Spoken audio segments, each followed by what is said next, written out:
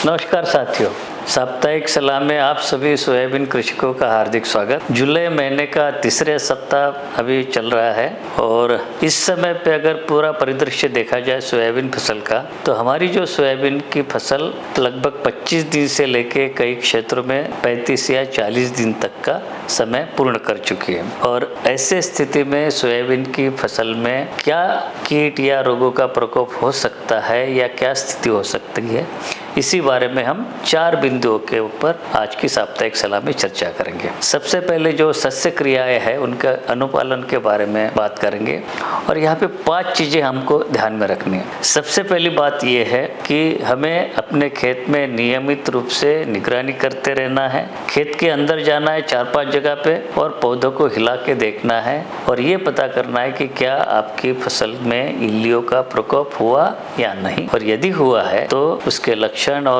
कौन सा कीड़ा है, कौन सी इल्ली, उस हिसाब से उसका प्रबंधन करना है। दूसरी बात यह है कि जहाँ पे सोयाबीन की फसल घनी होती है या बीज दर अधिक होता है, वहाँ पे चक्रभृंग जो कीड़ा है उसका प्रकोप होने की संभावनाएं बढ़ जाती है। और ये जो चक्रभृंग के जो प्रकोप होता है तो शुरुआत में आसानी से पता चल जाता है कि जो 3 पत्तियों वाली सोयाबीन होती है उसमें बीच वाली पत्ती सिकुड़ जाती है और जो उसका जो डंडी रहती है उसके ऊपर इस समय पे जैसे कि आप देख रहे हैं 2 रिंग बन जाती है और ये पत्ती मुरझाना शुरू कर देती है। ये सही समय है इस चक्रभृंग को जो नियंत्रित करने का। यदि आपने इसमें देरी कर दी या 5-6 दिन का समय निकल गया तब इसको कंट्रोल कर पाना बड़ा मुश्किल हो जाता है। तो आसान सा तरीका तो ये है कि जब आपके खेत में शुरुआत होती है, कम पौधे पे ऐसे लक्षण पाए जाते हैं, तो ये जो डंडी है उसको तने से तोड़ के इकट्ठा करके और अपने खेत से बाहर कर दे, ताकि इसके अंदर जो इल्ली होती है जो तने के अंदर घुस नहीं सके।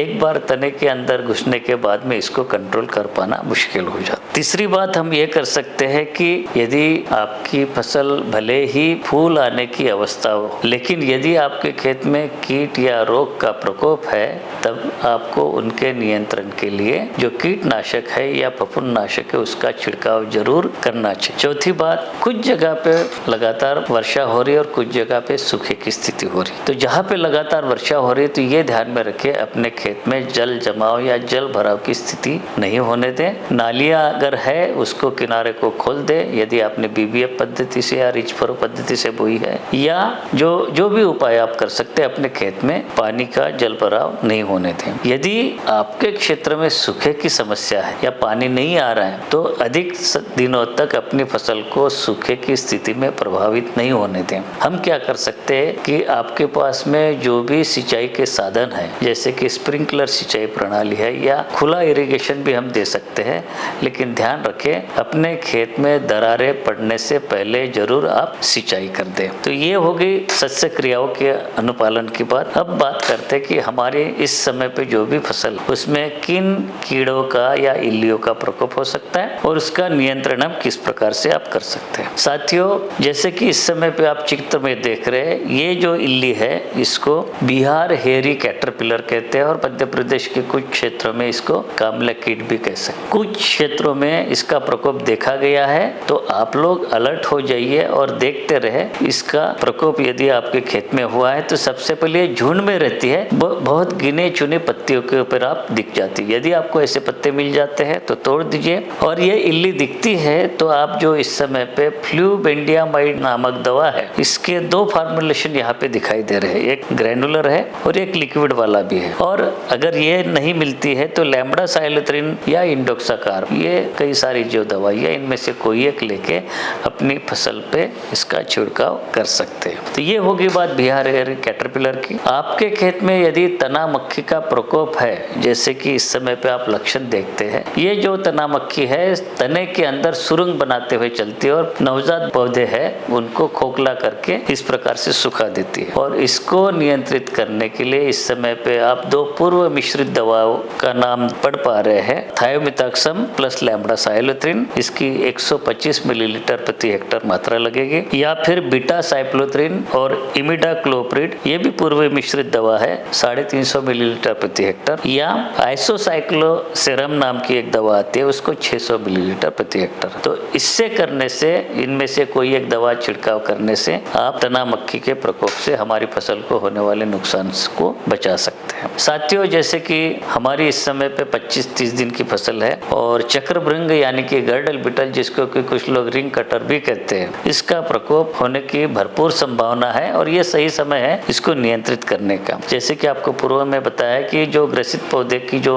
पत्तियां है, जिसके ऊपर 2 रिंग दिखाई देती है, आप चित्र में भी इस समय पे देख रहे हैं, इसको तने से तोड़ के इकट्ठा कर ले और तुरंत ही, जैसे कि आपके खेत में इस ऐसे लक्षण दिखना प्रारंभ हो, आप इस समय पे जो कीटनाशकों की सूची यहाँ पे दिखाई दे रही है, इनमें से कोई एक भी लेके अपने खेत में या सोयाबीन की फसल पे छिड़काव कर दे। ध्यान रखिए, जब आप छिड़काव करते हैं, चाहे कीटनाशक हो, फफूंदनाशक हो या खरपतवार नाशक हो, तो यदि आप पीठ वाला जो नैपसैक स्प्रेयर रहता है उससे करते हैं तो पानी की मात्रा में कमी नहीं करें, यानी कि 450 से 500 लीटर प्रति हेक्टेयर पानी इसका उपयोग करें। और यदि आप ट्रैक्टर चलित जो पावर स्प्रेयर का उपयोग करते हैं तो 125 से 150 लीटर प्रति हेक्टेयर पानी की मात्रा लगेगी। तो यदि आप चक्रभृंग का नियंत्रण करने के लिए स्प्रे डाल रहे हैं तो पानी की मात्रा में कमी नहीं होने दें। अब जो कीड़े की बात हो रही है, तो एक चौथी बात यहाँ पे ध्यान में रखनी है कि पत्ती खाने वाली इल्लियाँ प्रमुख रूप से 3 प्रकार की होती है, सोयाबीन की फसल में आक्रमण करती है। सेमीलोपर इल्ली, तंबाकू की इल्ली और चने की इल्ली।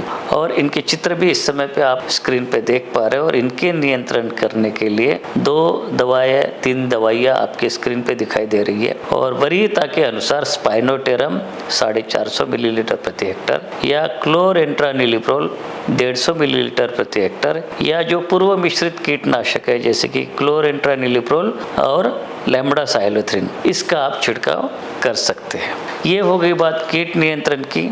अब बात करेंगे रोग प्रबंधन की। जैसे कि इस समय पे आपकी फसल में 2 बीमारियों के प्रारंभ होने की अधिक संभावनाएं बढ़ जाती हैं। सबसे पहले बात करेंगे जो अधिक वर्षा होने की, लगातार वर्षा होने की स्थिति में जो एंथ्रेक्नोज जो बीमारी होती है, ये प्रारंभ हो जाती है। इस समय पे जो आप चित्र देख रहे हैं, आप देखेंगे पत्तियों की शिराओं के ऊपर या पिछले भाग में कालापन शुरू हो जाता है और ये इसके प्रारंभिक लक्षण है। यदि कुछ दिन हमारे ऐसे ही निकल गए तो ये जो इन्फेक्शन है या कालापन है तने के ऊपर भी हो जाता है और पूरा पौधा काला पड़ के सूख जाता है। तो प्रारंभिक अवस्था में ही इसका नियंत्रण करना बहुत उचित रहता है।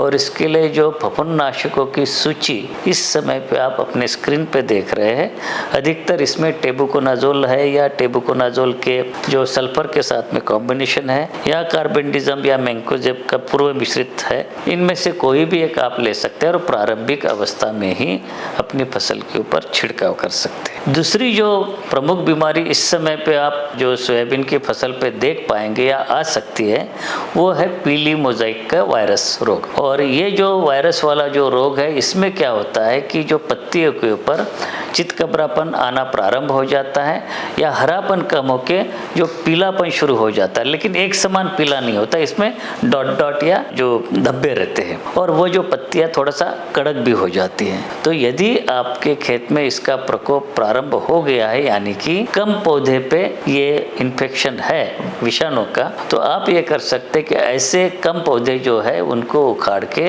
अपने खेत से बाहर कर दे, नदी में फेंक दे, जमीन में गाड़ दे या जला दे, ताकि इसका जो संक्रमण है हम दूसरे पौधों में होने से रोक सकें।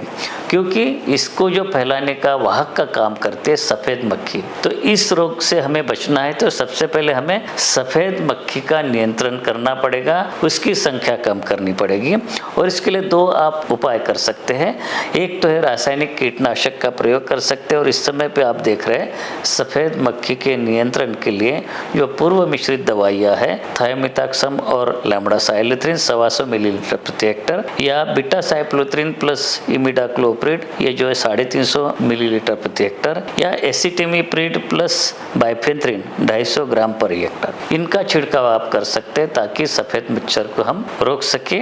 और साथ ही साथ यहाँ पे आपको एक फायदा ये भी मिलेगा कि ये अगर छिड़काव करते हैं इससे आप तना मक्खी का नियंत्रण भी अपने आप होगा, तो उसके लिए अलग दवाई डालने की आवश्यकता नहीं पड़ेगी। साथ ही साथ आप अपने खेत में जगह जगह पे पीली चिपचिपी पट्टियां यानी कि येलो स्टिकी ट्रैप आप लगा सकते हैं, जिसके ऊपर ये सफेद मच्छर आकर्षित होके इस पे चिपक जाएंगे और हमारी जो सोयाबीन की फसल पे जो फर्दर जो नुकसान है वो होने से बच जाएगा। अब बात है कीड़े, रोग और सामान्य सलाह की हमने बात की, अब बात करेंगे खरपतवार प्रबंधन की। और इस समय पे जैसे कि खरपतवार प्रबंधन के सभी जो समुचित उपाय है वो आप कर सकते हैं। एक आप ध्यान में रखिए, 1 महीने तक या शुरुआती 45-60 दिन तक भी हम अपनी फसल को खरपतवार मुक्त रखना चाहिए, लेकिन जो नियंत्रण के तरीके हैं जैसे कि डोरा चलाना, तो 25 दिन तक 30 दिन तक ये बहुत अच्छे से हम कर सकते हैं। अगर हमें जो हाथ से निंदाई करनी है तो 20 दिन और 40 दिन की फसल होने पे आप कर सकते हैं। या खरपतवार नाशक का जो छिड़काव है जो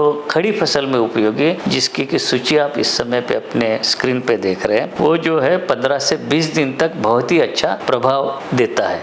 उसके बाद में इसका प्रभाव कम हो जाता है। तो यदि आपको ये करना है और आपके क्षेत्र में लगातार बारिश हो रही है और यदि ट्रैक्टर का खेत में घुसना संभव नहीं है, तो ये जो यंत्र आप दिख रहे हैं ट्रैक्टर से, इसमें बहुत लंबे पाइप लगे होते हैं और पाइप लेके अंदर ही हम जाके कर सकते हैं ट्रैक्टर मेड़ पे खड़ा करके। या जो ट्रैक्टर ड्रोन जो छिड़काव यंत्र है उससे भी हम खरपतवार नाशक का छिड़काव कर सकते हैं। जिन किसान भाइयों ने बोने के तुरंत बाद या बोनी पूर्व उपयोगी खरपतवार नाशक का छिड़काव नहीं किया है, तो आपको तो जरूर खड़ी फसल में उपयोगी खरपतवार नाशक का छिड़काव करना चाहिए। इस समय पे यदि आप खरपतवार नाशक जो कि अनुशंसित किया गया मुख्य रूप से जो इमेजेटापायर है और या तो क्विज़ालोफापिताल है, इनके साथ में आप कीटनाशक को 3 प्रकार के कीटनाशक है उनको आप मिश्रित उपयोग कर सकते हैं, यानी कि इमेजेटापायर और क्विज़ालोफापिताल इनमें से कोई एक ले और साथ में क्लोरेंट्रानिलिप्रोल है या क्विनाल्फास है या इंडोक्साकार, इनमें से कोई एक लेते हैं और उसका छिड़काव करते हैं, तो एक साथ आपका कीट नियंत्रण भी हो जाएगा मुख्य रूप से पत्ती खाने वाली इल्लियों के लिए, और साथ ही साथ खरपतवार नियंत्रण भी हो सकेगा। अब अंतिम बात करेंगे सामान्य सलाह, कुछ ऐसी चीज़ों के ऊपर चर्चा करेंगे जिसमें हमें कोई खर्चा नहीं लगने वाला और ये बहुत महत्वपूर्ण है। तो वो पहली बात हम ये करेंगे कि जब आप छिड़काव करते हैं तो जैसे मैंने बताया कि पानी की मात्रा 450 लीटर प्रति हेक्टर ले, यदि आप जो पीठ वाला स्प्रे उपयोग करते हैं और पावर स्प्रेयर या ट्रैक्टर से चलने वाला जो स्प्रेयर यूज करते थे 125 से 150 मिलीलीटर प्रति हेक्टर। जब आप कीटनाशक का छिड़काव करते हैं तो ये ध्यान में रखें दूसरी महत्वपूर्ण बात कि हॉलो कोन नोजल इसके लिए अलग आता है, और यदि आप खरपतवार नाशक का छिड़काव करते हैं तो इसके लिए फ्लड जेट या फ्लैट फैन नोजल आता है इसका। तो दोनों प्रकार के रसायनों के लिए अलग अलग नोजल आते हैं, उसका उपयोग करना चाहिए। यदि आप जो भी दवाई या रसायन बाजार से खरीदते हैं तो ये अच्छा रहेगा कि उसका पक्का बिल हमेशा लें और ये भी देखें कि ये जो दवा ले रही है उसको एक्सपायरी तिथि के अंदर ही होनी चाहिए। और 2 बातों के ऊपर चर्चा करेंगे कि हमें क्या नहीं करना चाहिए। तो ऐसे रसायनों का कदापि उपयोग नहीं करना चाहिए जो कि सोयाबीन की फसल के लिए अनुशंसित नहीं हो, यानी कि भारत सरकार के केंद्रीय कीटनाशक बोर्ड द्वारा अनुमोदित सूची के अलावा कोई अगर उपयोग करते हैं तो ये नहीं करें। दूसरी बात, जिनका पूर्व मिश्रित करने का अनुभव नहीं है, एक दूसरे के साथ में संयोजकता नहीं है, तो ये भी बिल्कुल आप टालें। और अन्य सुरक्षात्मक उपाय है जैसे कि मैंने बताया कि पीले मोज़ेक वायरस से सुरक्षा के लिए जो पीली स्टिकी ट्रैप आप लगाए। दूसरा, अपने खेत में जगह जगह पे झाड़ियाँ लगाइए। आप इस समय पे जो स्ट्रक्चर देख रहे, टी आकार का जो स्ट्रक्चर देख रहे, जिसके ऊपर पक्षी आके बैठेंगे और इल्लियों को खाने से हमारा कीट नियंत्रण का काम आसान हो जाएगा। और आप अपने खेत में जगह जगह पे जो फेरोमोन ट्रैप भी आप लगा सकते हैं। ये फेरोमोन ट्रैप में क्या होता है कि जो मादा कीड़े की गंध होती है और उसके ऊपर जो पुरुष कीड़े हैं एडल्ट वो आकर्षित हो जाते हैं, तो इनका प्रजनन कम होकर हम इनकी संख्या कम कर सकते हैं। और आप अगर चाहे तो जैविक कीटनाशकों का भी उपयोग कर सकते हैं। इनमें बैसिलस थुरिंजेसिस या ब्यूवेरिया बेसियाना, इनका भी आप उपयोग कर सकते हैं। तो साथियों, ये थी इस सप्ताह की साप्ताहिक सलाह। मिलेंगे अगले बार, तब तक के लिए आज्ञा दीजिए। नमस्कार।